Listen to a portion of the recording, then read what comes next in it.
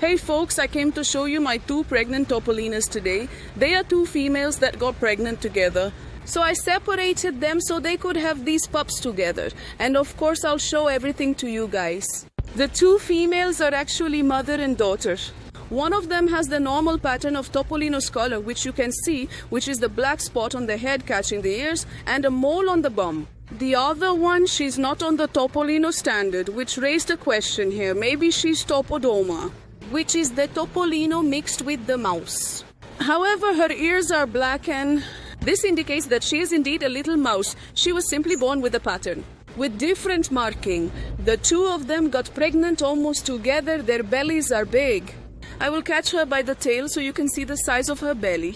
Because with rats and mice we can do this, okay folks? The tail, it can support the weight of the animal's body. Just for you to stand up and see the size of her belly. Because normally, you can't be sure if the belly is big or not, and it's more difficult to identify a pregnancy, so we pick it up by the tail. Just to see the size of her belly and already support her body in your hand. Always like this, the front paws support it. And lifting her tail to see the size of her belly.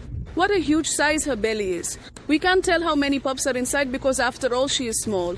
It could be that this huge belly only has 4 babies in there, right? We don't know. We'll have to wait for them to be born. They are nice and they are very smart. We notice that despite they do not run away, they walk around, they look at everything. The other female with the normal mouse pattern, her belly seems even bigger. Her belly is huge, it's a little ball.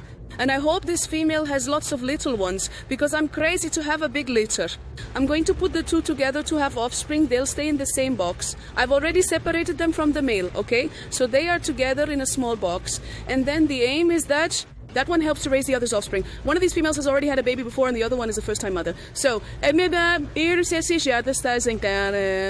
hope the one who has had a baby before will help the other one take care too. She ended up taking care of all the puppies, didn't she? Both are breastfeeding, but she ends up caring for everyone.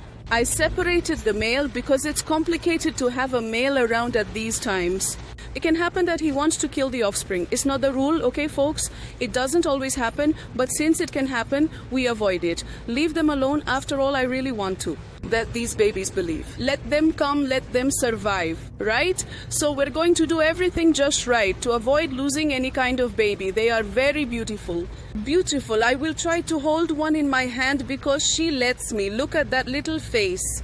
The belly, you can tell it's already dark, right? That it's kind of gray. This dark spot on the belly indicates that it's time to give birth, okay folks?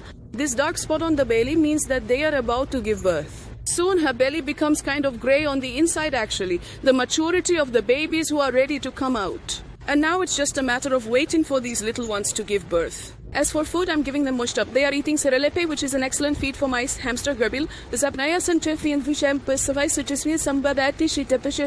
So she's eating cerelepe. There is a mix of parakeet seeds, of cockatiel hirsch, a few seeds, a bit of dog food as well. There's peanut, because they love peanuts passionately, and then some sunflower seeds. There is oat, there is millet, there is canary seed, all the small seeds, we put the mix and they eat what they want. For bedding, I'm using sawdust, which was baked in the oven, okay? We put it in a baking tray and it goes into the oven for 15 minutes. A few minutes on toilet paper, I put a little house here for them to have their puppies inside, and also folks, I'm using sawdust, the little house, because it's very cold. Here in Brasilia, it's 9 degrees. So if there's no sawdust or if they don't have a little house or paper, they might simply feel very cold and even the babies could die. It's cold. They are beautiful. I hope you like them. If you want to have a Topolina, I have other videos here on the channel explaining all about it. About them, and follow, because I'm going to show these puppies here.